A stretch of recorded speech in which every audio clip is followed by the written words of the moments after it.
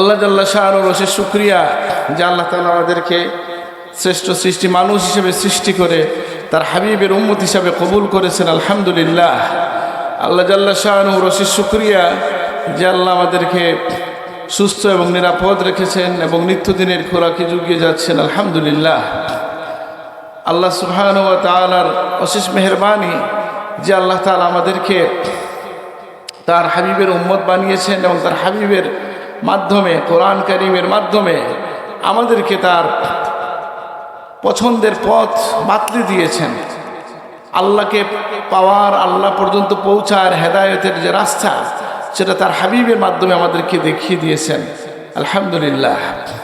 সকল চিন্তাবিদ বলেন বা যারা মানুষের মনস্তত্ত্ব নিয়ে চিন্তা করেন তারা সকলে এটা জানেন যে মানুষের মধ্যে সৃষ্টিগতভাবে তার স্রষ্টাকে খোঁজার একটা প্রবণতা, তার মনের একটা আকুতি কিন্তু আছে এবং সেই আকুতি থেকেই বিভিন্ন মানুষ বিভিন্নভাবে আল্লাহকে পাওয়ার চেষ্টা করেছে, পরমাত্মাকে খোঁজার নামে বিভ্রান্ত হয়েছে। কিন্তু আমরা আল্লাহর হাবিবের কারণে যুগে যুগে আল্লাহ তাআলা নবীদের মাধ্যমে মানুষকে হেদায়েত দিয়েছেন, ঠিক তেমনিভাবে আল্লাহ রসুলের মাধ্যমে আমরা হেদায়েতের দিশা পেয়েছি। এই জন্য আবারও শুকরিয়া আদায় করি। আলহামদুলিল্লাহ। আমরা আল্লাহর হাবিব বলি, তিনি হাবিবুল্লাহ, আল্লাহর মহব্বতের সবচেয়ে বেশি আহাব্বুল, আল্লাহর কাছে সবচেয়ে প্রিয় সৃষ্টি হচ্ছেন আল্লাহর হাবিব। আল্লাহর মহব্বতের ব্যক্তি, মানুষ সত্তা যদি বলেন তিনি হচ্ছেন আমাদের নবী মুহাম্মদুর রাসূলুল্লাহ সাল্লাল্লাহু আলাইহি ওয়াসাল্লাম। তাহলে যেহেতু রাসূলুল্লাহ সাল্লাল্লাহু আলাইহি ওয়াসাল্লামের শানের কথা বলা হয়েছে, দু একটা কথা হয়তো এই বিষয়ে বলা যায়, যদি সুযোগ থাকে বা আল্লাহ তৌফিক দান করে আমি বলার চেষ্টা করছি। বিশেষ করে যে পয়েন্টটা আমার মাথায় এই মুহূর্তে আসছে সেটা কি, যে আল্লাহ নবীর একটা লকব হচ্ছে, শ্রেষ্ঠ লকব হচ্ছে, অন্যতম বড় পরিচয় হচ্ছে তিনি হচ্ছেন হাবিবুল্লাহ, মানে আল্লাহর তিনি বন্ধু, মাহবুব। আল্লাহর যে মহব্বত তিনি যে পেলেন, এটা আল্লাহ সুবহানাহু ওয়া তাআলার নিজস্ব চয়েস। আল্লাহ তাআলা কি বলছেন যে ওয়াখলুকু মা ইয়াশা ওয়া ইয়াখতার, আল্লাহ যাকে ইচ্ছা তাকে সৃষ্টি করে, আল্লাহ যাকে ইচ্ছা তাকে বাছাই করে নেন। আল্লাহ সুবহানাহু ওয়া তাআলা আল্লাহু ইয়াজতাবি ইলাইহি মান ইয়াশা ওয়া ইয়াহদি ইলাইহি মান ইউনিব, সেই রাসূলুল্লাহ সাল্লাল্লাহু আলাইহি ওয়াসাল্লামকে আল্লাহ বাছাই করেছেন এই সৃষ্টির জন্য এবং বাছাই করেছেন তার ভালোবাসার জন্য। একটা বিষয় আমরা সবাই লক্ষ্য করব যে আল্লাহর ভালোবাসার বিষয়টা কতটা গুরুত্বপূর্ণ, যে প্রিয় নবী সাল্লাল্লাহু আলাইহি ওয়াসাল্লাম এই দোয়া আমাদেরকে শিখিয়ে দিয়েছেন। আমরা যেন এই দোয়া করি, আল্লাহুম্মা ইন্নী আসআলুকা হুব্বাক ওয়া হুব্বা মান ইউহিব্বুক ওয়াল আমাল আল্লাযী ইউকাররিবুনি ইলা হুব্বিক, যে ইয়া আল্লাহ আমরা আপনার ভালোবাসা চাই, আপনি যাকে ভালোবাসেন তার ভালোবাসা চাই, আর যে আমল আপনার ভালোবাসা পর্যন্ত পৌঁছে দেয় সেই আমল আপনার কাছে চাই। আল্লাহুম্মা আমিন। তাহলে মহব্বতের বিষয়টা কেমন গুরুত্বপূর্ণ। এই মহব্বতটা আল্লাহ নবী হাবিবুল্লাহ হওয়ার পরেও এই দোয়া তিনি করতেন যে আল্লাহ তোমার মহব্বত চাই। তাহলে আমরা আল্লাহর মহব্বত চাই কি চাই না? সবাই চাই। আল্লাহ আমাদেরকে কবুল করুন, আমিন। আর এই মহব্বত চাওয়া এটা কেমন সাহাবায়ে কেরামের আকাঙ্ক্ষা ছিল। ওমর রাদিয়াল্লাহু আনহু বলেন যে আমি কোনোদিন নেতৃত্বের আকাঙ্ক্ষা করি নাই, কিন্তু একদিন জীবনে মহব্বতের আকাঙ্ক্ষা, নেতৃত্বের আকাঙ্ক্ষা মনে আসছিল। কোন দিন? যেদিন রাসূলুল্লাহ সাল্লাল্লাহু আলাইহি সাল্লাম ফরমাইছিলেন উতিয়ান্না রাইয়া আলা ইয়াদি রাজুলিন ইউহিব্বুল্লাহু ওয়া রাসূলুহু ইউহিব্বুহুল্লাহু ওয়া রাসূলুহু, তিনি তাকে এমন একজনের হাতে আমি পতাকা দেব, কালকে খয়বরের যুদ্ধের নেতৃত্বের পতাকা এমন একজনের হাতে দেব যে আল্লাহ তার রসুল তাকে ভালোবাসেন, তিনিও আল্লাহ তার রসুলকে ভালোবাসেন।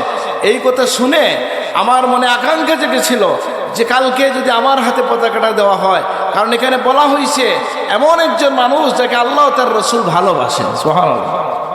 পরের দিনে আল্লাহ নবী কি করলেন? ডাকলেন কাকে? আলী রাদিয়াল্লাহু আনহুকে, এবং আলী রাদিয়াল্লাহু আনহুর হাতে এই খায়বার বিজয়ের যে পতাকা, মুমিনদের যে পতাকা, সেটা তিনি তুলে দিলেন। তার চোখের মধ্যে রোগ ছিল, নবীজি তাকে করলেন এটার জন্য ফু দিলেন বা লব মুবারক লাগাই দিলেন, এর মধ্য দিয়া তিনি শিফা হয়ে গেলেন এবং আলী রাদিয়াল্লাহু হাতে বিজয় হইল, আলহামদুলিল্লাহ। কিন্তু আমি এখান থেকে যে কথা বলতে চাই যে ওমর রাদিয়াল্লাহু আনহুর ফজিলত এতে কমে নাই, তিনি তো অন্য অনেক ফজিলত তার আছে কি না? আলী রাদিয়াল্লাহু আনহুর ফজিলত আছে, ওমর রাদিয়াল্লাহু আনহুর ফজিলত আছে। ওমর রাদিয়াল্লাহু আল্লাহর হাবিব বলেছেন লাউ কানা বাদি নাবিয়্যা লাকানা ওমর, আমার পরে কেউ নবী হইলে ওমর হইতো। সুবহানাল্লাহ। আল্লাহ সুবহানাহু ওয়া তাআলা বহু জায়গায় ওমর রাদিয়াল্লাহু আনহুর সাথে কি করেছেন, তার প্রস্তাব অনুযায়ী কোরআনের আয়াত নাজিল হয়ে গেছে, অর্থাৎ আল্লাহর ইচ্ছা যা তা আগে ওমর রাদিয়াল্লাহু আনহু তার জবান দিয়ে এটা প্রকাশ করে ফেলেছেন। বলছেন ইয়া রাসূলুল্লাহ আওয়ালা আত্তাখিযু মাকামা ইব্রাহিম মুসাল্লা, আমরা কি মাকামে ইব্রাহিমকে মুসাল্লা বানাবো না? তখন আল্লাহ আয়াত নাজিল করেছেন আত্তাখিযু মিন মাকাম ইব্রাহিম মুসাল্লা। রাসূলুল্লাহ ইহুদি এই মুনাফিক সর্দারের জানাজায় যেতে লাগছেন, তিনি তার চাদর মুবারকে ধরে আটকাইছেন, ইয়া রাসূলুল্লাহ আপনি যাবেন না। আল্লাহ আয়াত নাজিল করে বলছেন আপনি যাইয়েন না, লা তাকুম আলা কবরিহি, আপনি তার জানাজায় যাবেন না। ইয়া রাসূলুল্লাহ আপনার পরিবারের পর্দা করা প্রয়োজন, আজনবী লোকের কাছ থেকে অনেক লোক আপনার এখানে আসে, আল্লাহ পর্দার আয়াত নাজিল করেছেন। ওমর রাদিয়াল্লাহু আনহু অনেক ফজিলত, আলহামদুলিল্লাহ। কিন্তু তিনি একদিন বলতেছেন যে আমার নেতৃত্বের কোনো লোভ নাই, এবং তিনি তার পরিবারের জন্য নেতৃত্ব চান নাই। তাকে ইন্তেকালের সময় বলা হয়েছিল যে আপনার খেলাফতের এই মহান দায়িত্ব আপনি আপনার ছেলেকে দিয়ে দেন। তিনি বলছেন না, আমার গলায় যেটা লাগছে এটা আমার ছেলের গলায় আমি দিতে চাই না। সুতরাং নেতৃত্বের প্রতি লোভ ছিল না, মূল লোভটা ছিল কিসের জন্য? যে ওই যে নবীজি বলছেন আল্লাহ তার রসূল এমন ব্যক্তির হাতে পতাকা যাবে যাকে আল্লাহ ভালোবাসেন। সুবহানাল্লাহ। তাহলে আল্লাহর ভালোবাসা চাওয়াটা কি বলি, এটা ইমানদারের বৈশিষ্ট্য। আমরা আল্লাহর ভালোবাসা চাইবো, আমরাও আল্লাহকে ভালোবাসবো। আল্লাযীনা আমানু আশাদ্দু হুব্বান লিল্লাহ, মুমিন যারা হয় তারা আল্লাহকে খুবই ভালোবাসে, আর আল্লাহর ভালোবাসা লাভের আকাঙ্ক্ষায় আমরা থাকবো। আল্লাহ তুমি তৌফিক দান করো, আমিন। আমি বলি যে এই যেখানে একটা আয়াত আসছে ওয়াত্তাখিযু মিন মাকামি ইব্রাহিম মুসাল্লা, এখান থেকে হঠাৎ করে আমার মাথায় একটা প্রশ্ন আসলো যে আমাদের মাকামে ইব্রাহিমটা কি আসলে বলেন তো? মাকামে ইব্রাহিম কোন জায়গায়? এটা কাবার চত্বরে না? মানে যারা গেছেন তারা তো দেখছেন। মাকামে ইব্রাহিমটা কি? হজরে আসওয়াদ থেকে একটু আগে এই ডান দিকে হচ্ছে নাকি মাকামে ইব্রাহিম, সেখানে হচ্ছে ইব্রাহিম আলাইহিস সালামের পদচিহ্ন।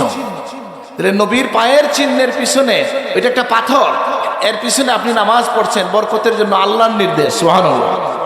তাহলে এই জন্য একটা জিনিস জেনে রাখবেন যে যে আচ্ছা, এটা অনেকের মধ্যে হ্যাঁ আলেমরা ইখতিলাফ করেন। এটা মদ্দিসা হুজুরের বাড়ির মাহফিল আমি বলছি, কেউ একজন রেকর্ডও করছে, এটা আমি আর বলতে চাই না, যে উসিলা নিয়ে কথা আর বলতে চাই না। উসিলা এক কথায় কেউ যদি বলেন শিরিক, তাহলে তিনি তো আল্লাহর উপরে অভিযোগ তুললেন। আল্লাহ বলছেন ওয়াবতাগু ইলাইহিল ওসিলা, তোমরা ওসিলা অন্বেষণ করো। কারণ আমরা জিজ্ঞেস করি, আল্লাহ বললেন ওসিলা অন্বেষণ করো, আমরা কেউ যদি বলি ওসিলা শিরিক, তাহলে অভিযোগ কার উপরে যায়? সুতরাং ওসিলা আসে, আলেম সবাই একমত যে নেক আমলের ওসিলা নেওয়া যায়, যায় কি না? সব আলম আমল একমত। আলেম এমনকি যারা নিজেদেরকে সালাফি দাবি করেন তারাও বলেন জীবিত মানুষের উসিলা নেওয়া যায়, নেক আমলের উসিলা নেওয়া যায়, আল্লাহর সিফাতের নামের উসিলা নেওয়া যায়, কোরআন তেলাওয়াতের যে কোনো নেকির কাজের উসিলা নেওয়া যাবে। তবে তারা বলেন মরহুমের উসিলা নেওয়া যাবে না, কারণ তিনি মারা গেছেন, আর এটা ওনারা বলেন যে ঠিক না। এখন বা শিরিকও বলেন কোনো সময়। কিন্তু আমরা বলি ভাই উসিলা যে নেওয়া হয় জীবিত বা মৃত মানুষের, আমি কি বলবো ওই কথাটা? যখন জীবিত মানুষের উসিলা নেওয়া হয়, শানের রিসালাতে আসছিলেন আমাদের, ওনার নাম হচ্ছে আহমদ আশ-শরীফ, উনি এসে এটা বলছিলেন যে বললেন তো আপনি যদি মনে করেন জীবিত মানুষের উসিলা এই কারণে নিছেন, কি কারণে নিছেন কারণটা ঠিক করেন আগে। যে ওনার স্বাস্থ্য অনেক বেশি, এই জন্য ওনার অনেক শক্তি, আল্লাহর সাথে একটা যুদ্ধ করতে পারবেন না, ওনার আল্লাহর সাথে মায়ার সম্পর্ক, এটা কোনটা? তাহলে মারা গেলে মায়ার সম্পর্ক কমে না বাড়ে? কারণ জীবিত থাকলে গুনার সম্ভাবনা আছে, মারা গেলে গুনাহ বন্ধ হয়, নেকির সিলসিলা চলতে থাকে। ঠিক আছে কিনা? সেটা যদি এটা আল্লাহর সাথে সম্পর্ক উসিলা হয় নেওয়া যায়। আর আমাদের আহলে তাসাউফ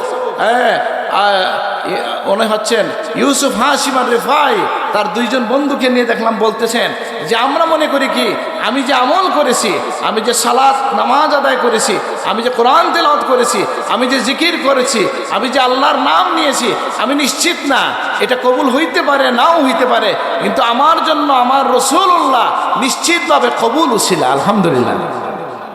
বুঝেন নাই কথাটা? তা আমাদের বিষয় এটা না, আজকে লম্বা করে এটা নিয়ে বলতে চাই না। কথার মধ্যে কোনো গ্যাপ থাকলে মানে অনেক লম্বা করে একটা বিষয় বলতে হয়, ফিকহি মাসালা বলা উচিত না ওয়াজের মধ্যে, আমি চাই না এটা। তো মাজার নিয়ে আমরা কি দৃষ্টিভঙ্গি রাখি? মাজার নিয়ে আমরা মনে করি যে সত্যিকারের আল্লাহর ওলি যারা আছেন তাদের মাজার থাকবে, এখানে যদি কোনো বেজাল থাকে সেটা দূর করতে হবে। বুঝেন না এই কথাটা? আর যদি কোনো লোক ব্যবসার জন্য মাজার টাঙ্গায়, এটা এটা এটা থাকা উচিত না। তবে এটার জন্য কি আবার আপনি হত্যাযজ্ঞ চালাইয়েন না। এটার জন্য একটা আইনগত প্রক্রিয়ায় যান, আন্দোলন করেন, সরকারকে বাধ্য করেন যেন একটা আইনি প্রক্রিয়া এটা অপসারিত হয়, নাকি? আর না হয়তো দেখা যাবে আপনি হারামকে বন্ধ করতে গিয়া নিজে আরেকটা কবিরা গুনায় লিপ্ত হয়ে হত্যাকাণ্ড করে ফেললেন, তো ওইগুলো অন্যায় হবে। এটাও অনেক আলোচনা সাপেক্ষ বিষয়, সেদিকে আমি যাচ্ছি না। আমি যেটা বলছিলাম যে আল্লাহর মহব্বতের বিষয়টা কেমন, ওমর রাদিয়াল্লাহু মতো মানুষ বলছেন আমার মন চাইছে আল্লাহ আর রাসূল আমার হাতে পতাকাটা দেন, কারণ এখানে বলা হয়েছে কি যে আল্লাহ তার রাসূল তাকে ভালোবাসেন।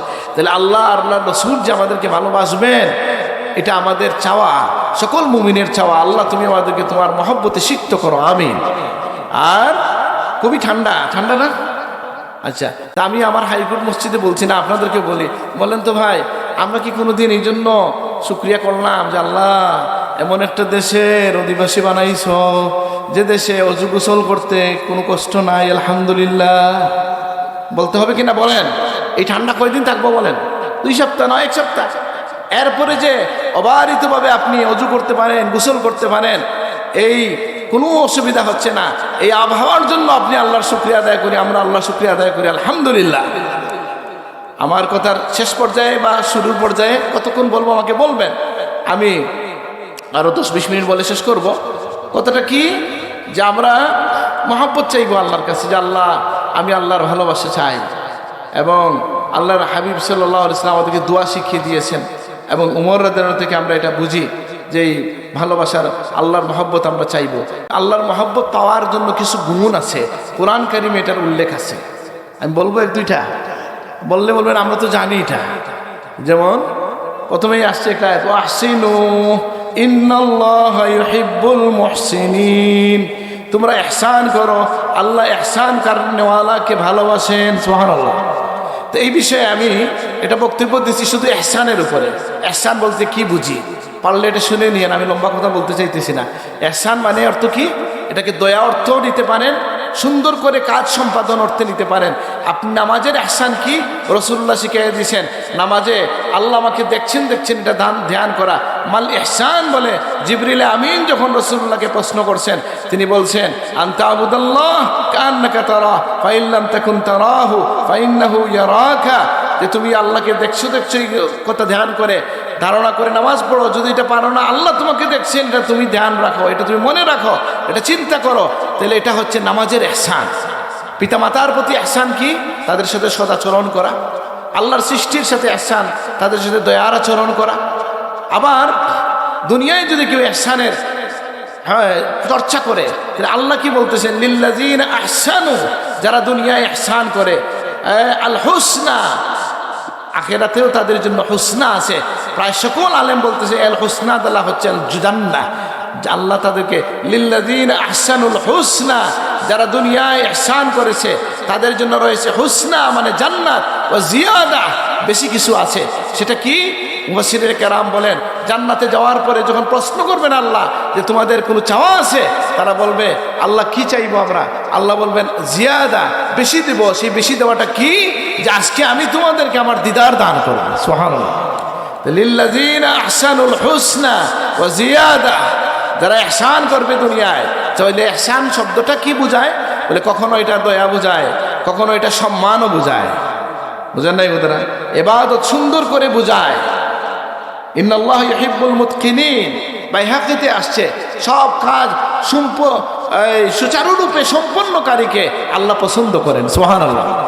আমাদের সিলেটের ভাষায় বলে উসুম দুসুম। উসুম দুসুম পছন্দ নেই আল্লাহ, না পরিপাটি পছন্দ? হ্যাঁ, পরিপাটি আল্লাহর কাছে পছন্দ। তাইলে আমরা বুঝলাম যে আল্লাহর মহব্বতে লাভের জন্য আমাদেরকে মুহসিনিন হইতে হবে, মুহসিনিনদের অন্তর্ভুক্ত হইতে হবে। আমরা দোয়া করি, আল্লাহ আমাদেরকে তুমি মুহসিনদের মধ্যে শামিল করো, আমিন।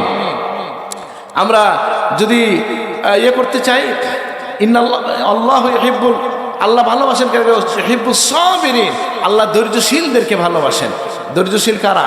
বলে ধৈর্যশীল এক কথায় কোনো জায়গায় বলা যায় না। এই যে ঠান্ডার মধ্যে আমরা বসছি, এটা ধৈর্য কিনা? এই জন্য ধৈর্যকে কয়েকটা প্রকার করেছেন উলামায়ে কেরাম। আস-সাবরু আনিল মাসিয়া, আস-সাবরু আলা তাআহ, আস-সাবরু ফিল ইবাদাহ। মানে এই নামাজের মধ্যে বলেন, রোজার মধ্যে ইবাদতের জন্য সবর করা, গুনাহ থেকে বেঁচে থাকার জন্য ধৈর্য ধরা। মন চায় কাজটা করি, আমি মনকে আটকাইয়ে রাখলাম, ধৈর্য ধরলাম। মন চায় খেয়ে ফেলি, আল্লাহ বলছেন খাই না, ধৈর্য ধরলাম। আল্লাহর হাবিব বলেন আস-সাওমু নিসফুস সাবর ওয়াস সাবরু সাওয়াবুল জান্নাহ। সবরের অর্ধেক হচ্ছে রোজা, আর সবরের বিনিময় হচ্ছে, রোজা হচ্ছে সবরের অর্ধেক, আর সবরের বিনিময় হচ্ছে জান্নাত। সুবহানাল্লাহ। তাহলে কি বোঝা গেল? যে ইন্নামা ইউওয়াফাস সাবিরুনা আজরাহুম বিগাইরি হিসাব। দুনিয়ায় যদি কেউ ধৈর্য ধারণ করে, এর বিনিময়ে আল্লাহ তাআলা হিসাব ছাড়া, বেহিসাব আল্লাহ তাআলা আখিরাতের দিনে আপনাকে আমাকে দান করবেন। সুবহানাল্লাহ। আর প্রধানত যে কারণে বললাম যে আল্লাহ তাআলা ইউহিব্বুস সাবিরিন, আল্লাহ ধৈর্যশীলদেরকে ভালোবাসেন। আর আমাদের ধৈর্যের গুণটা অর্জন করা লাগবে। আল্লাহ তুমি তৌফিক দান করো, আমিন। ধৈর্য তোরা তো সহজ না সবসময়। আমি ধৈর্যশীল কি না, এটা কি এক কথায় বলা যায়? অনেক লোক আছেন সাহস টাহস কম, সব জায়গায় ধৈর্যশীল, ঘরে গিয়া যখন তরকারিতে লবণ কম, অনেক রাগ। বুঝেন ওরা? মানে এখানে তো নরম জায়গা, গরম হইতে সুবিধা নাই তো। লবণ কম হইলেও ধৈর্য ধরার ব্যাপার আছে কি নাই? ধৈর্য কি শুধু রাগের মধ্যে? বুঝেন নাই ওরা? ধৈর্য শুধু রাগে না তো, ধৈর্য খাবারের ক্ষেত্রে হইতে পারে, আচরণের ক্ষেত্রে হইতে পারে, কথার ক্ষেত্রে ধৈর্য হইতে পারে। আপনি জানেন আপনার এক ভাই বুটে দাঁড়াইছে, এমন একটা জিনিস জানি যদি বলি ডুবে যাবে, এটা কি আটকানো যাবে কথা? বলে যখন আপনি আটকাইতে পারবেন, আপনি ধৈর্য ধরলেন।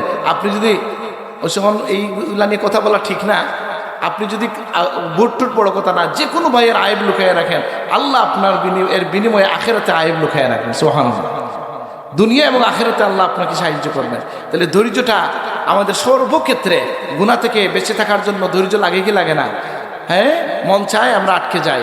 আমরা যখন ইবাদত করতে চাই, নামাজের জন্য উঠতে চাই ফজরের সময়, মন চায় না, আমরা উঠি যদি, তাহলে আমি আমার ধৈর্য ধরলাম।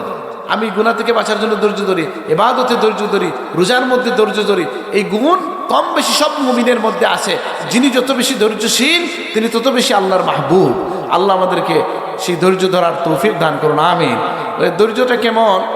নিজের ক্ষেত্রে ধৈর্য, কিন্তু আল্লাহর মাহারিম, যেটা আল্লাহর হারামকৃত বিষয় আপনার সামনে যদি ঘটে যায়, বলে আমার ছেলে অন্যায় করে আমি ধৈর্য ধরি, হবে না? এখানে রাগ করতে হবে। বলে এখানে ধৈর্যের সুন্নত না, এখানে রাগের সুন্নত আসবে। বুঝেন না কথাটা? আল হুব্বু ফিল্লাহ ওয়াল বুগদু ফিল্লাহ মিনাল ঈমান, এটার মধ্যে আমরা যাব। তাহলে আমরা বলছিলাম আল্লাহ ভালোবাসেন ধৈর্যশীলদেরকে। আল্লাহ ভালোবাসেন কাকে? তাওয়াবিনদেরকে। আল্লাহ ইউহিব্বুত তাওয়াবিনা ওয়া ইউহিব্বুল মুতাতাহহিরিন। আল্লাহ তাআলা ভালোবাসেন কাকে? যারা তওবা করে, যারা পবিত্র থাকে। এখন বলেন তো, যারা তওবা করে কারা? বলে তওবা হচ্ছে কি? তওবাটা কেমন? বলে আল্লাহর কাছে ফিরে আসা। এই তওবার জন্য এটা কি, লফজটা কি?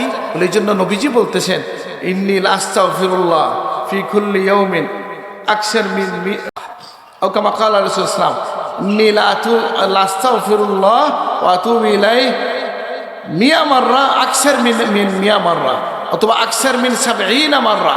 বিভিন্নভাবে হাদিসের মধ্যে আসছে যে আমি 170 বারের অধিক আল্লাহর কাছে প্রত্যেকদিন ইস্তেগফার এবং তওবা করি। সুবহানাল্লাহ। আবার কি, যে প্রিয় নবী সাল্লাল্লাহু আলাইহি ওয়াসাল্লাম বলছেন ইন্নী লাস্তাগফিরুল্লাহ ফি কুল্লি ইয়াউমিন মিয়া মাররা, 100 বার আমি আল্লাহর কাছে তওবা করি। সুবহানাল্লাহ। আবার এক সাহাবী বলেন আমি দেখলাম এক বৈঠকে আমি আমার আঙ্গুলের মধ্যে গণনা করলাম যে এক বৈঠকের মধ্যে আল্লাহর রাসূল এক বৈঠকে 100 বার তওবা ইস্তেগফার করেছেন। সুবহানাল্লাহ। তা আপনার নবীর কি কোনো গুনাহ ছিল? সুবহানাল্লাহ। সেই নবী তওবা করছেন। আমাদের সমাজে তো আরেক সমস্যা আছে। আমাকে একজন বলছেন, এটা হবিগঞ্জ এলাকায় আমাকে একজন বলতেছেন যে আমি যে নামটাম তো বলার দরকার নেই, বিষয়টা বললেই হইল নাকি। ওদের সামনে গিয়ে বলছিলাম আস্তাগফিরুল্লাহ, ভাই আপনি কি আমার জিন মনে করেননি? বুঝছেন না কথাটা? এবার বাঙালি তো মনে করছে আস্তাগফিরুল্লাহ মানে আপনাকে আমি ভালো পাই না। আস্তাগফিরুল্লাহ থেকে আপনাকে ভালো পাই না। না, আস্তাগফিরুল্লাহ মানে কি?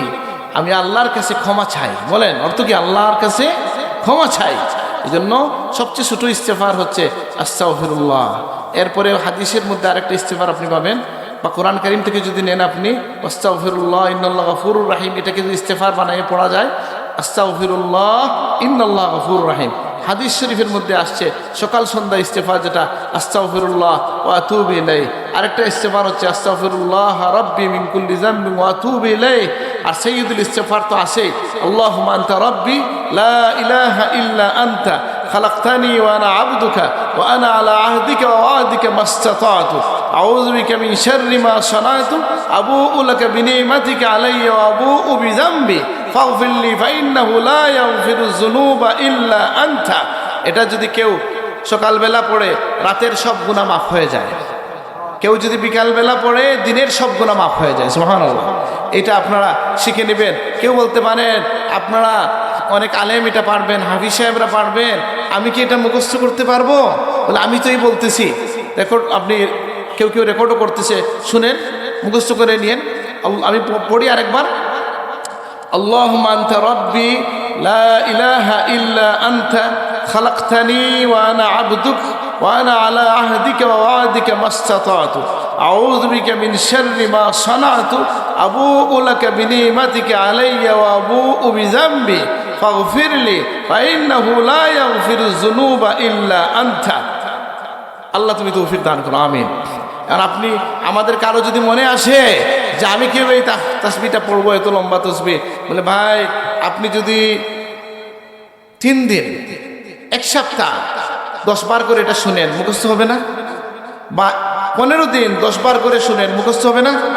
তাহলে তো 15 দিন 10 বার করে শুনলে কত মিনিট লাগবে? সব মিলিয়ে হয়তো 1 ঘন্টা যাবে। তো 1 ঘন্টা কি মোবাইল, ফেসবুক, ইন্টারনেট চালান না? চালাই কিনা? আমরা না চালাই না, সব পীর সাহেব দেখতেছি মোবাইল চালান না, ফেসবুক ইন্টারনেট চলে কিনা? বলে তাহলে এটার মধ্যে নিয়ে যাই আমরা, যে আমরা কিছু সেই যখন এগুলো চালাই, এগুলার মধ্যে ভালো কিছু, আমাকে ভালো কিছু খুঁজে বের করেন। আমার পরিচিত ডাক্তার সাইদুল আনোয়ার সাহেব এসে বলতেছেন, আপনি এত এত ফেসবুকের কথা বলেন, আমি তো দেখি ফেসবুক থেকে অনেক ভালো কিছু পাওয়া যায়, দিনের অনেক কথা আছে কি না? কিন্তু আমরা তো থাকি অন্যদিকে। চেষ্টা করব আমরা যে এগুলা থেকে ভালো কিছু নেওয়ার। যদি পারেন বেঁচে থাকতে খুব ভালো, আর যদি বেঁচে থাকতে না পারি ভালোভাবে ব্যবহার করি। আল্লাহ তুমি তৌফিক দান করো, আমিন। আমি গতকালকে সাতক এলাকায়, কোন এলাকা ভুলে গেছি আমি, এটা সাতক না, এটা অন্য একটা এলাকায় জিজ্ঞেস করছিলাম যে বলেন তো আল্লাহ ডাজ গড এক্সিস্ট বলে একটা বিতর্ক হয়েছে ভারতে। কে কে দেখছেন? এখানে তো রেকর্ড হচ্ছে না, আপনারা কে দেখছেন বলেন, হাত তুলেন। তাহলে আপনি কি ইউটিউব দেখেন? আমি তো বুঝি না। এইটা সেটা যদি দেখেন তাহলে তো এগুলা দেখবেন যে এক লোক, হ্যাঁ, যুগ শ্রেষ্ঠ, মানে যুগ শ্রেষ্ঠ তো বলা ঠিক হবে না, অতি পরিচিত নাস্তিককে বিতর্কের মধ্য দিয়া হারাইয়া দিছে সারা দুনিয়া। আরবরা এটাকে দেখলাম ইয়ে করছে, এই ডাবিং করে আরব ওয়ার্ল্ড এটা চালাইয়া দিছে যে আলহামদুলিল্লাহ আমাদের এক মুমিন মুসলিম ভাই একজন সুপরিচিত ফেমাস নাস্তিককে ডিবেটের মধ্য দিয়া হারাইছে, প্রমাণ করছে এক আল্লাহ আছেন, আলহামদুলিল্লাহ। আর আমি প্রস্তাব করি এগুলার থেকে দূরে থাকি, আর যদি এগুলায় ঢুকে যাই তাহলে যেন ভালো কিছু করি। আল্লাহ তুমি তৌফিক দান করো, আমিন। তাহলে আল্লাহ ভালোবাসেন তওবাকারীদেরকে, আমরা তওবা করব নিয়মিত। আল্লাহ তুমি তৌফিক দান করো, আমিন। কেউ এটা বলবেন না আমি গুনাহও করি তওবা করব, বলে হ্যাঁ তওবা চলতে থাকবে। কখন আল্লাহ তার রহমতের দুয়ার খুলে দেন আমরা তো জানি না। বান্দার দায়িত্ব হচ্ছে খটখটানি যে আল্লাহ কবুল করো। বরং কেউ যদি আল্লাহ মাফ করবেন না মনে করে তওবা না করে ইস্তেগফার বন্ধ করে, সে অহংকারী হলো, এই গ্যাসে বিভ্রান্ত হইল। ইব্রাহিম আলাইহিস সালামের ভাষায় কোরআন কারীমে আল্লাহ বলছেন ওমান ইয়াকনুতু মির রাহমাতি রাব্বিহি ইল্লা দাল্লুন, আল্লাহর রহমত থেকে কেবলমাত্র নিরাশ হয় যে বিভ্রান্ত সে। যত বড় গুনাহ হোক, আসমান পরিমাণ গুনাহ হয়, সারা জমিন যদি গুনাহ দিয়ে ভরে ফেলা হয়, আল্লাহ বলেন লাস্তু উবালি, আমি কেয়ার করি না, তোমাকে মাফ করে দেওয়ার জন্য প্রস্তুত আছি। সুবহানাল্লাহ। সুতরাং গুনার জন্য আমরা ছেড়ে দিব না। ইস্তেগফার বলে আমার তো গুনাহ হইছে, আর মসজিদে যাব না, ওইবনি বলা যাবে? যাবে না তো। আল্লাহ রসুলের কাছে আমি অনেক জায়গায় হাদিসখানা বলছি, হাদিসের অর্থ হচ্ছে এরকম, একজন এসে বলছেন ইয়া রাসূলুল্লাহ, আমার জন্য আমার পক্ষ থেকে এই গুনাহটা হয়ে গেছে। তখন রাসূলুল্লাহ কিছু বললেন নাই। দ্বিতীয়বার বলছেন, নবীজি আসরের নামাজ পড়ছেন, আবার বলছেন, বারবার বলতেছেন। নবীজি জিজ্ঞেস করলেন, তুমি কি আমার সাথে আসরের নামাজ পড়ছো? ইয়া রাসূলুল্লাহ, পড়ছি। তুমি কি আল্লাহর বাণী শুনো নাই? ইন্নাল হাসানাত ইউযহিবনাস সাইয়্যাত, নেকির কাজ গুনার কাজকে দূর করে দেয়। আমার সাথে আসর পড়ছো, মাফ হয়ে গেছে। সুবহানাল্লাহ। সুতরাং মসজিদের বারান্দা ছেড়ে দেব, মসজিদ ছেড়ে দেব না বেশি বেশি যাব? আল্লাহ আমাদেরকে তৌফিক দান করুন। ইন্নাস সালাতা তানহা আনিল ফাহশাই ওয়াল মুনকার এর মাতাহাতে দরুল মনসুরের মধ্যে একখানা হাদিস নিয়ে আসছেন। আল্লাহ রসুলের কাছে অভিযোগ করা হয়েছিল, ইয়া রাসূলুল্লাহ, এই ছেলে গুনাহ করে আবার সে নামাজও পড়ে। নবীজি বলছেন তাকে সময় দাও, নামাজ তাকে আস্তে আস্তে গুনাহ থেকে দূর করে সরাইয়ে নিয়ে আসবে। বর্ণনাকারী বলেন যে দেখা গেছে মদিনার মধ্যে সবচেয়ে পরহেজগার হয়ে গেছে ওই তরুণ। সুবহানাল্লাহ। সুতরাং আমরা আল্লাহর দুয়ার ছাড়তে পারি না, আমরা প্রতিনিয়ত ইস্তেগফার করব। আমাদের পীর মুর্শিদ হযরত সাহেবুল্লাহ ফুলতুরি রহমতুল্লাহ আলাইহি তিনি প্রতিনিয়ত বলতেন যে কি বলতেন, যে প্রত্যেক দিন কমপক্ষে কতবার ইস্তেগফার করার জন্য। এই জন্য এটা মনে রাখবেন, আমাদের সাহেব যে কথাগুলো বলতেন, 500 কথা বলতেন, এই কথাগুলো তিনি তার নিজে থেকে বলতেন না আল্লাহ রসুলের কথা সিলেটি ভাষায় বলতেন? আল্লাহ রসুলের কথাটাই বলতেন। আলহামদুলিল্লাহ। এই যে নবীজি বলছেন আমি 100 বার ইস্তেগফার করি, নবীজির তো দরজা বুলন্দ হবে, আমাদের মতো মানুষের গুনাহ মাফ হবে। আল্লাহ তুমি তৌফিক দান করো। আর ইস্তেগফারটা কেমন, এটার মধ্যে বিনয় আছে। অনেক কথা তো গল্প করতে চাই না, যে সোজা কথায় আমার অনেক গল্প মনে পড়ে। আমার মনে পড়ে যে আমি একবার দোয়া করছিলাম এক জায়গায়, যে কত ধরনের লোকের সাথে দেখা হয়, গল্পটা বলবো কিনা চিন্তা করতেছি। আমার এই সাথে ধন্যবাদ দিল, সে তো বুঝে নাই আমি কি বলছি। আমাদের সব দোয়ায় তো কিছু দোয়া থাকেই, যেমন রব্বানা যালামনা আছে কি নাই, থাকে তো। রব্বানা আতিনা ফিদ দুনিয়া হাসানা, এই দোয়াটা আমরা কেন পড়ি? বলে রাসূলুল্লাহ কানা আকসারু দুআইহি সাল্লাল্লাহু আলাইহি ওয়াসাল্লাম আল্লাহুম্মা রব্বানা আতিনা ফিদ দুনিয়া হাসানা ওয়া ফিল আখিরাতি হাসানা ওয়া কিনা আযাবান নার। যে হে আল্লাহ, হ্যাঁ আমার দুনিয়াকে সুন্দর করে দেন, আখেরাতকে সুন্দর করে দেন, আর আমাদেরকে আখেরাতে জাহান্নামের আযাব থেকে আমাদেরকে রক্ষা করেন। এই দোয়া প্রিয় নবী সবসময় করতেন। তা আরবিতে কিছু দোয়া করছি আর বাংলায় কিছু দোয়া করছি। ওই লোক এসে আমারে বলছে, হুজুর আপনার দোয়াটা খুব ভালো লাগছে। দোয়া নিয়ে আমার অনেক কথা মনে আছে আর কি, খালি দোয়া নিয়ে গল্প বললে শেষ করতে পারবো না। এই লোক এসে আমার ধন্যবাদ দেয়। কি ধন্যবাদ দেয় জানেন? বলতেছে হুজুর খুব ভালো লাগছে, আপনার দোয়াটা খুব পছন্দ হয়েছে। কেন পছন্দ হয়েছে? বলে আপনি ওই মাফ চান নাই এই জন্য ভালো হয়েছে। আমি তো পড়লাম বিপদে, এমন প্রশংসা করছে আমার ইমান যায়। মানে ওই যে নিজে নিজে মাইন্ড সেট করে ফেলছে, জানে কম, সহবত নাই, জানারের মানুষ। কোথায় দোয়া করছি এটার বলতেছি না, বাংলাদেশের সর্বোচ্চ 3 জন এর মধ্যে একজন ছিল আর কি। কিছু দোয়া আছে না পলিটিক্যাল, কিছু আছে রাষ্ট্রীয় দোয়া। এরকম রাষ্ট্রীয় একটা দোয়া আর কি আমার করা লাগছে একটা বড় জায়গায়। আলহামদুলিল্লাহ এক একজন এক এক প্রশংসা ইচ্ছা করলো। একজন এসে বললো, হুজুর আপনি কি দোয়া করছেন না ওয়াজ করছেন? বলে দুইটাই হয়েছে একটার মধ্যে। আলহামদুলিল্লাহ।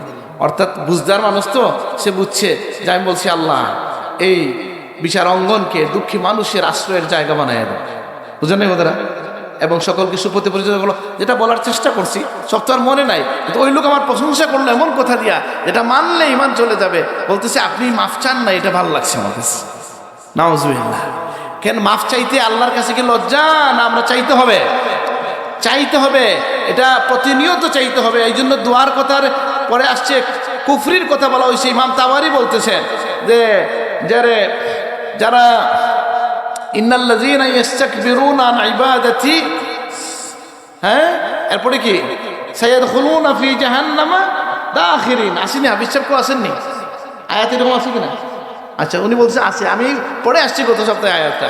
আল্লাহ বলতেছেন যে উদউনি আস্তাজিব লাকুম, হ্যাঁ তোমরা দোয়া করো আমি জবাব দেব। আর যারা আল্লাযীনা ইস্তাকবিরুনা আন ইবাদাতি, যারা আমার ইবাদত থেকে তাকাব্বুরি করে, অহংকার করে, সায়াদখুলুনা ফি জাহান্নামা দাখিরিন, তারা জাহান্নামে প্রবেশ করবে, তারা নিকৃষ্ট জাহান্নামে নিকৃষ্টভাবে প্রবিষ্টিত হবে। এই হচ্ছে ইমাম তাবারি বলতেছেন যে এই ইবাদত দিয়ে দোয়া উদ্দেশ্য, মানে এর আগে দোয়ার কথা আসছে উদউনি আস্তাজিব লাকুম ইন্নাল্লাযীনা ইস্তাকবিরুনা আন ইবাদাতি, আমার ইবাদত থেকে তাকাব্বুরি করে, মানে কি আমার কাছে চায় না, যে চায় না আমি তাকে জাহান্নামে দেব। আর আমরা হইলাম মানব জাতি, আমরা তো লিমিটেড, আমাদের সম্পদ সীমিত। কাউকে দান করতে গেলে অনেক সময় এভাবে বলি আমরা, জবা 500 টাকা দিলাম, এই মাসও আর চাইও না, হয় না নিলা প্রত্যেকদিন যে চাই এটা খাওয়া লাগে না নি। মানে আপনিটা কীভাবে বলবো, সব কথা বলা ঠিক না, তো রেকর্ড টেকর্ড হচ্ছে। ধরেন আপনি একজন আসে নিয়মিত আপনার বাড়িতে, প্রায় আপনার কাছে হাত পাতে, না করতে লজ্জা লাগে, একসাথে আইনা ডেকে বললেন যে আজকে 500 টাকা দিলাম, আগামী 15 দিন আর খুঁজবা না। কেন? বলে আমার কাছে তো নাই, আর তুমি খুঁজলে আমি না বলতে আমার লজ্জা লাগে। বুঝেন না কথাটা? আচ্ছা, তো যাই হোক, আল্লাহ বলেন কি যে আমার কাছে চায় না আমি তাকে জাহান্নামে ঢুকিয়ে দেবো, তাহলে অহংকার করা যাবে না। এই জন্য আলেমরা বলেন মুমিনের জীবন থেকে 3টা শব্দ ডিলিট করে দিতে হবে, মুছে দিতে হবে। বলেন কয়টা শব্দ? কয়টা শব্দ? 3টা শব্দ শিখবেন। আচ্ছা, আরবিও বলবো বাংলাও বলবো, আমাকে সাহায্য করেন। আয়াত আছে, 3টার সাথে আয়াত আছে। ওলামারা বলছেন একটা হচ্ছে আনা, আমি শব্দ আপনার জীবনে থাকতে পারবে না, কারণ আনা বলে শয়তান জাহান্নামী হইছে, মালউন হইছে, সে বলছে আনা খায়রুম মিন, আমি তার চেয়ে উত্তম। এই আনা বলে শয়তান ডুবে গেছে। এই জন্য আমি কোনো সময় আনা বলবো না, আমি এটা করেছি, আমি ওইটা করেছি, এটা বলবো না। এটা কিন্তু রাষ্ট্রীয়ভাবে বলেন ভদ্রতার ভাষাও এটা। কেউ যদি একটা ভালো কাজ করে, সে কি বলে আমি করছি না আমরা করছি বলবে? নিয়ম হচ্ছে সে কি বলবে? আমরা করেছি। রাষ্ট্রীয় ভাষণগুলো শুনবেন, প্রধানমন্ত্রী, উপদেষ্টা, এরা যখন বক্তব্য দেয় তখন আমি করেছি বলে না আমরা করেছি বলে। কেন? বলে এটা ভদ্রতাও, অহংকার প্রকাশ পায়, এবং মুমিনের জীবনে এটা থাকতে পারবে না। আনা গায়রুম মিনহু, এটা বলে যায় মালউন হয়ে গেছে ইবলিস, শয়তান। সুতরাং আমি বলে কিছু নাই, আমি যা করেছি। বুজুর্গানে কেরাম কিভাবে বলতেন, কোনো কাজ যদি এটা করে ফেলেন তাহলে তারা কি বলতেন যে আল্লাহ আমাকে দিয়ে করাইছেন, আলহামদুলিল্লাহ। বুঝেন নাই কথাটা? কথাটা কি আমি করেছি না আল্লাহ আমাকে এটা করার সুযোগ দিছেন? এই হচ্ছে, মানে আমি শব্দটা থাকবে না।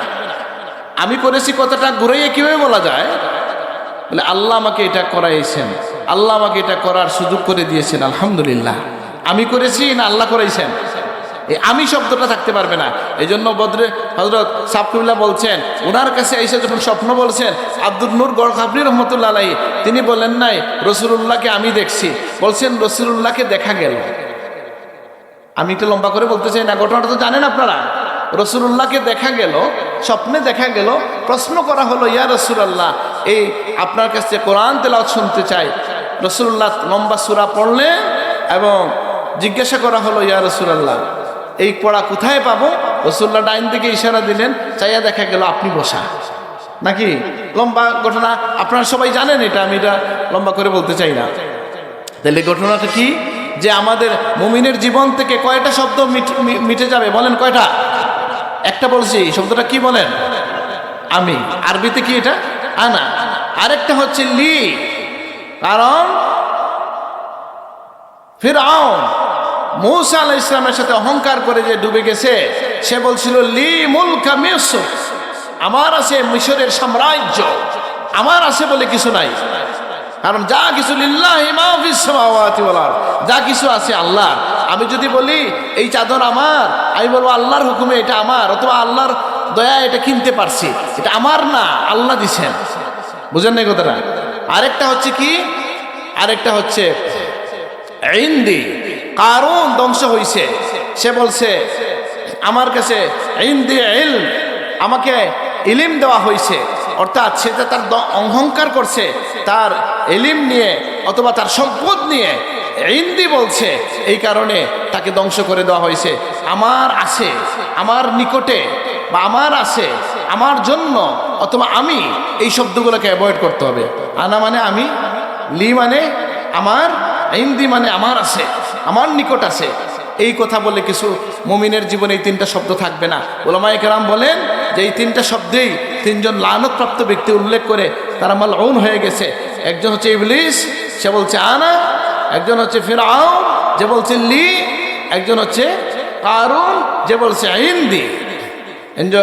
অকুল্লু শাইইন ইন্দি, রাসূলুল্লাহ থেকে দোয়া আছে এরকম যে আল্লাহ আমার আছে কি, খাতা খাতা জুনুব ইত্যাদি আছে। আমি যদি বলি আমার কিছু আছে, তাহলে বলতে হবে লি জামবুন ইন্দি জাম, আমার গুনাহ আছে, কিন্তু আমার কাছে কোনো গৌরব করার কিছু নাই, এটা আমরা যেন জানি। তা আমি কিন্তু এই বিষয়ে কথা বলা আমাদের মূল লক্ষ্য ছিল যে আল্লাহর ভালোবাসা কীভাবে পাইতে পারি বলে। ওই অহংকার না থাকলে আল্লাহর ভালোবাসা পাওয়া যায়।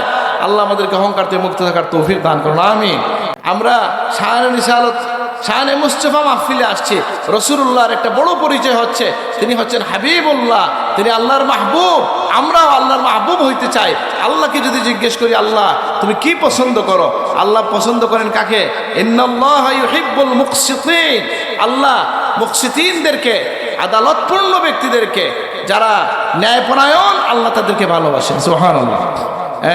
وإن طائفتان من المؤمنين اقتتلوا فأصلحوا بينهما فإن بغت إحداهما على الأخرى فقاتلوا التي تبغي حتى تفيء إلى أمر الله فإن فاءت فأصلحوا بينهما بالعدل وأقسطوا إن الله يحب المقسطين। তোমরা কি করো? মুমিনদের মধ্যে লম্বা আয়াত, যে তোমরা যদি দ্বন্দ্ব লেগে যায়, মুমিনদের মধ্যে দুটো গ্রুপ হয়, তোমরা তাদের মধ্যে ইসলাহ করে দাও। যদি এক পক্ষ বাগাওয়াতি করে, অবৈধতা করে, এদের সাথে যুদ্ধ করো। যখন তারা নরম হয়ে আসবে, তারপরেও তাদের মধ্যে সমাধান করে দিবা। কিভাবে? এর সাথে, আদালতের সাথে। আকসিতু, তোমরা তাদের মধ্যে সমাধান করে দাও। আসলিহু বাইনাহুমা ওয়া আকসিতু, তাদের মধ্যে তোমরা সমতা বিধান করে দাও, অত আদালতপূর্ণ আচরণ করো, ন্যায়পরায়ণ হও। ইন্নাল্লাহা ইউহিব্বুল মুকসিতিন, আল্লাহ তাআলা ন্যায়পরায়ণদেরকে ভালোবাসেন। সুবহানাল্লাহ। আর আপনার মনে কি কথা আসে?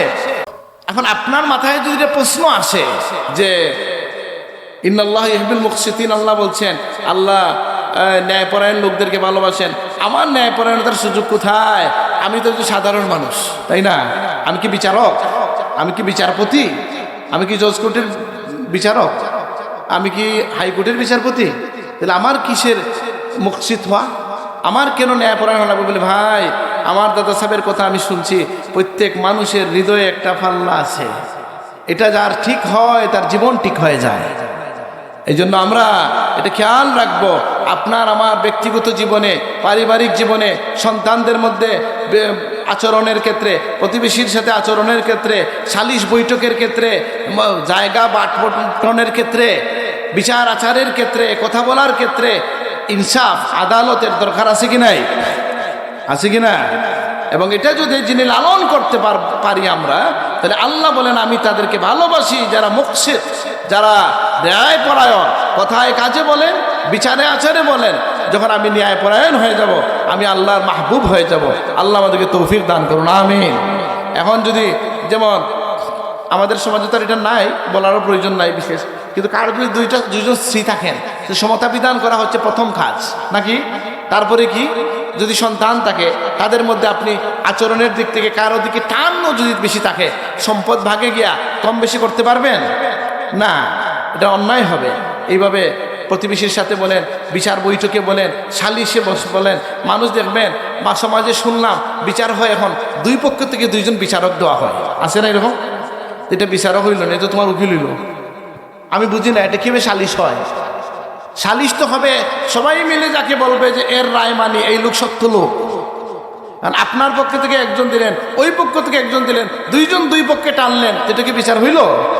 বিচারক হবে সেই লোক, এমনকি সালিশে সেই লোক বিচারক হওয়ার অধিকার রাখে যে লোক তার সন্তানের সাথে যদি বিচারক হয়, সেখানে সে আদালত রক্ষা করবে। আচ্ছা, তাহলে আমরা দোয়ার পর্যায়ে চলে গেছি, শেষ করছি। আল্লাহ তাআলা তাদেরকে ভালোবাসেন যে আল্লাহ তাওয়াবিনদেরকে ভালোবাসেন। আর সবাই জানেন যেটা এটার বলি নাই, ইন্নাল্লাহ ইউহিব্বুল মুত্তাকিন, আল্লাহ মুত্তাকিদেরকে ভালোবাসেন। সুবহানাল্লাহ। আল্লাহ কাকে ভালোবাসেন? মুত্তাকিদেরকে ভালোবাসেন। এখন বলেন তো মুত্তাকি কে? বলে আমাদের এখানে আজকে যিনি সবচেয়ে বড় চেয়ারে বসেছেন উনি মুত্তাকি, যার কাপড় সবচেয়ে সুন্দর উনি মুত্তাকি, যার দাড়ি টুপি সুন্দর না। নবীজি বলছেন আত্তাকওয়া হা হুনা, তাকওয়া এই জায়গায় থাকে। এই জন্য আমরা তাকওয়াবান হওয়ার চেষ্টা করব। মুত্তাকি যদি হয়ে যায়, মুত্তাকির প্রথম স্তর কি? আল মুত্তাকি মাইয়াত্তাকি শিরক ওয়াল মাআসি, যে শিরিক থেকে গুনাহ থেকে বেঁচে থাকে। এক সাহাবীকে প্রশ্ন করা হয়েছে যে মুত্তাকি সংজ্ঞা দেন আপনি, তাকওয়া বলতে কি বোঝায়? তিনি বলছেন বৃষ্টির সময় অথবা পেট কাদাময় রাস্তা দিয়ে কি কখনো চলেছো? বলে জি। কিভাবে চলছো? বলে কি করে? বলে কাপড়কে পেট কাদা থেকে বাঁচাইয়া চলা। বলে দুনিয়ার মধ্যে থেকেও এইভাবে গুনাহ খাতা থেকে নিজেকে বাঁচাইয়া চলার নামই হচ্ছে তাকওয়া। সুবহানাল্লাহ। তাহলে আমরা নিজেকে আল্লাহ তাআলা যেন আমাদেরকে তাকওয়া দান করেন, আমরা দোয়া করি আল্লাহুম্মা আমিন। এই যে জানা রাখবেন তাকওয়াটাও চেয়ে নিতে হয় আল্লাহর কাছ থেকে। নবীজি দোয়া করছেন আল্লাহুম্মা আতি নাফসি তাকওয়াহা, আল্লাহ আমার মনকে আপনি তাকওয়া দান করেন। আল্লাহুম্মা ইন্নী আসআলুকাল হুদা ওয়াত তুকা, আল্লাহ আমাকে হেদায়েত দান করে তাকওয়া দান করেন। তাকওয়াটাও আল্লাহর কাছ থেকেই চাইয়া নিতে হয়। আল্লাহ তৌফিক না দিলে মুত্তাকি হওয়া যাবে না। সুতরাং মুত্তাকি যে হবে আল্লাহ তাকে ভালোবাসেন, আলহামদুলিল্লাহ। মুকসিত যে হবে আল্লাহ তাকে ভালোবাসেন। মুহসিন যে হবে আল্লাহ তাকে ভালোবাসেন। তাওয়াবিন যে হবে আল্লাহ তাকে ভালোবাসেন। মুতাতাহহিরিন যারা, অর্থাৎ যারা পবিত্র থাকতে পছন্দ করে, পবিত্র থাকে, আল্লাহ তাদেরকে পছন্দ করেন। সুবহানাল্লাহ। পবিত্রতা বলতে কি বুঝেন? পবিত্রতা তো খুব সহজ বিষয়, অজুর সাথে থাকা হইলে তো পবিত্রতা হয়ে যায়। পবিত্রতার শৌখিনী কিন্তু এক জিনিস না। পবিত্রতা আর শৌখিনী কি এক জিনিস না। অনেক সময় আছে শৌখিন মানুষ যিনি, তিনি অনেক সময় আরো বিপদে পড়তে পারেন, সেটা আমি আর আলোচনা করতে চাই না। আমি বলছি এই জায়গা যে পবিত্র থাকা, পবিত্রতা প্রস্রাব থেকে পবিত্রতা, নাজাসত থেকে পবিত্রতা, অজুর সাথে থাকার চেষ্টা করা, এটা যদি কেউ থাকতে পারে, আল্লাহর হাবিব বলছেন তোমরা অজুর সাথে থাকো, কারণ অজু হচ্ছে মুমিনের অস্ত্র। সুবহানাল্লাহ। তাহলে পবিত্র জীবন যাপন করা, সেই মনের দিক থেকে মনকে পবিত্র রাখা, শরীরকে পবিত্র রাখা, দেহকে পবিত্র রাখা, কাপড় চোপড়কে পবিত্র রাখা। আল্লাহর ফেরেশতারা, আমি সেদিন কোন জায়গায় জানি বললাম যে লোক ঘুমায় অজুর সাথে, তার ঘুম ভেঙে যাওয়ার আগ পর্যন্ত তাহির অবস্থায় যে লোক ঘুমায়, পবিত্র অবস্থায় যে লোক ঘুমায়, আল্লাহর ফেরেশতা তার শিয়রে থেকে দোয়া করতে থাকেন। সুবহানাল্লাহ। তাহলে আল্লাহ মুতাতাহহিরিন যারা, আল্লাহ তাদেরকে ভালোবাসেন। আল্লাহ সাবিরিনদেরকে ভালোবাসেন। আল্লাহ সুবহানাহু ওয়া তাআলা হাদিসের মধ্যে পাইছি মুতকিনিনদেরকে আল্লাহ তাআলা ভালোবাসেন। এই সমস্ত গুণ যেন আমরা কি করতে পারি? অর্জন করতে পারি। আমার কথা আমি শেষ করতে চাই, আমরা শেষ দিকে চলে আসি। সাল্লাল্লাহু আলা সাইয়্যিদিনা ওয়া মাওলানা মুহাম্মদ ওয়া আলা আলিহি ওয়া আসহাবিহি ওয়া সাল্লাম। সাল্লাল্লাহু আলা সাইয়্যিদিনা ওয়া মাওলানা মুহাম্মদ ওয়া আলা আলিহি ওয়া আসহাবিহি ওয়া সাল্লাম। বালাগাল উলা বিকামালিহি কাসাফাদ দুজা বিজামালিহি حسنت جميع خصاله صلوا عليه وآله والحبيب الذي ترجى شفاعته لكل هول من الأهوال مقتحم. مولاي صل وسلم دائما أبدا على حبيبك خير الخلق كلهم. وكل من رسول الله ملتمس غرفا من البحر أو رشفا من الديم. مولاي صل وسلم دائما أبدا على حبيبك خير الخلق كلهم. আল্লাহ সুবহানাহু ওয়া তাআলা ভালোবাসেন কাদেরকে? একটা বলি নাই, পরে বলবেন এটা যেন বললেন না।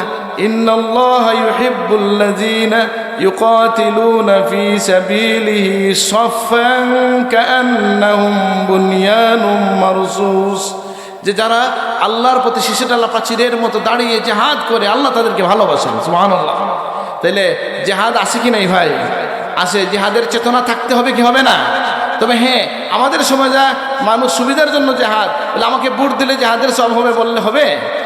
এই জেহাদের কথা বলছি না, যে জেহাদ হচ্ছে আল্লাহর প্রতি সত্যিকারের জেহাদ, সেই জেহাদে যদি আপনি থাকতে পারেন, তাহলে এই জেহাদের চেতনাও আপনার মধ্যে থাকতে পারে। যে কোনো সময় আল্লাহর দিনের জন্য যদি ডাক আসে, দেশের জন্য যদি ডাক আসে, আমাদের দেশে ভুল জেহাদের ব্যাপারে ভুল কনসেপ্টও আছে কি নাই? আছে না?